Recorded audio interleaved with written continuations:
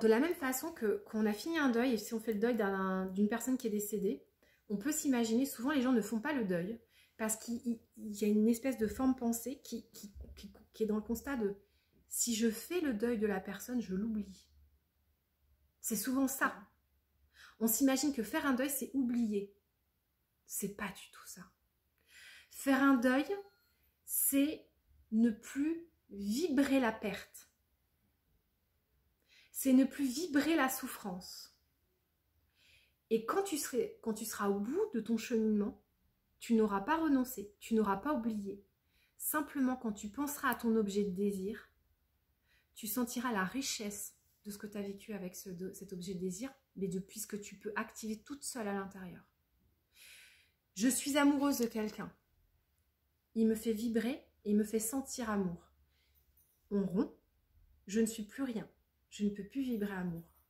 Je vais cheminer en deuil pour comprendre qu'en fait cet amour, il est à moi, il est en moi, il est pour moi, il est parce que j'existe que je le sens. Et quand j'aurai approprié, quand j'aurai compris que cet amour, il vibre parce que je suis amour, et l'autre était simplement une projection de ce qui est en moi, et je me la réapproprie, si l'autre revient, je ne suis plus dépendante. C'est beaucoup plus sain. C'est beaucoup plus riche. Je suis plus riche. Parce que je comprends que l'activation de l'amour, il est parce que j'existe et parce que je suis souverain. Je suis pas dépendante de l'objet de désir. Il est juste venu sur mon chemin pour me permettre d'activer ça. Et maintenant, je grandis en comprenant que je l'active tout seul. Ça n'a rien à voir. Et à la fin du deuil, je suis riche parce que je comprends que je suis porteur de cette énergie tout seul et que c'est grâce à l'autre que j'y suis arrivée. Et dans le grâce à, il y aura le pardon. Il y aura le pardon parce que j'aurai défait le lien et je comprendrai que merci d'être venu sur mon chemin pour me permettre d'avoir vécu ça et d'avoir grandi à cet endroit. J'aurais grandi grâce à toi, quel que soit le lien, toxique ou pas toxique. Donc c'est le parcours que je vous propose de faire, c'est de grandir depuis vos pertes, de comprendre la richesse de ça et de vous dire que peut-être au bout de ce chemin, déjà d'une, vous serez forcément au bout du chemin, on est plus riche, on est intérieurement, on est très bien. Et en plus, l'autre n'a pas forcément disparu. Je vous donne les repères. Un défunt, il est toujours là. Il a juste changé de plan. Il n'a pas vraiment disparu. Il a juste changé d'état. Il est toujours là. Un objet, je peux très bien aller le rechercher ou le reconstruire. Je vais vous donner un exemple. J'ai mon arrière-grand-mère qui m'a offert un objet très précieux, qui était une gourmette que mon arrière-grand-père lui avait offert pour ses 20 ans. C'était tout en or, elle était magnifique. Et elle avait fait retourner et graver mon nom. Je l'ai perdu. Je l'ai plus l'objet. Mais qu'est-ce qui m'empêche de rentrer dans une bijouterie et d'aller en refabriquer un? Ça ne sera pas le même. Mais si intérieurement je décide que c'est le même, c'est le même. C'est juste une volonté. C'est juste, voilà. Si je veux le même objet, je peux le retrouver. Il ne sera pas tout à fait le même, je suis d'accord avec vous, mais vous comprenez qu'en fait, tout peut se reconstruire.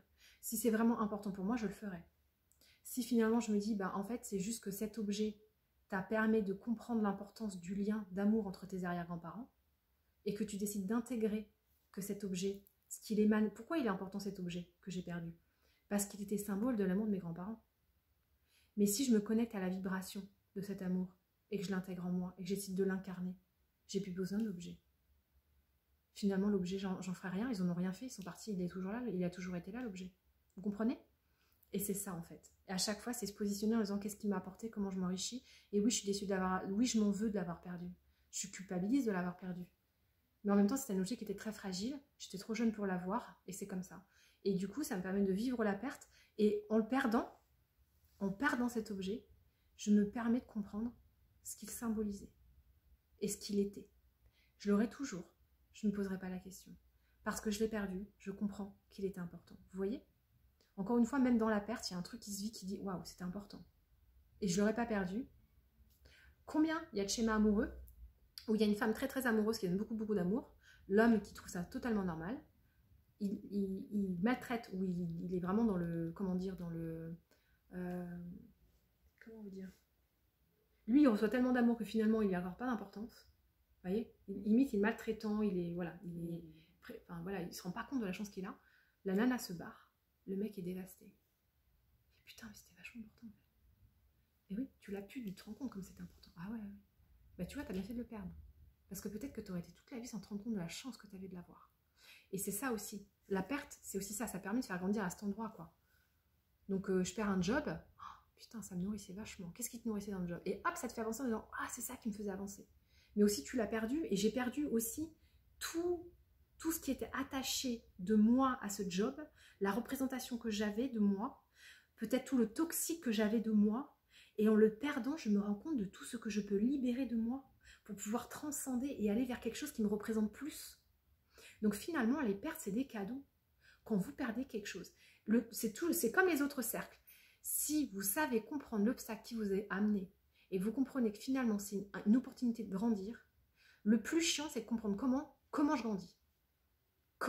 Quel outil me permet de grandir par rapport à l'obstacle? Quelle ressource intérieure je dois activer pour en faire une richesse et non plus une épreuve?